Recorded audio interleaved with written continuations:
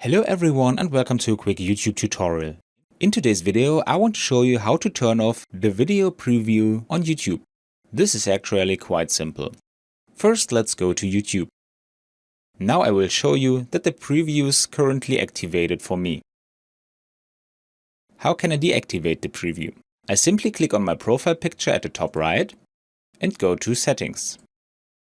Here I select Playback and Performance in the sidebar on the left and find the video preview under Browsing.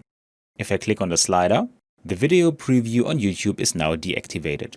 And let's test this again very quickly. As we can see, the preview is no longer playing. And that's all you need to know.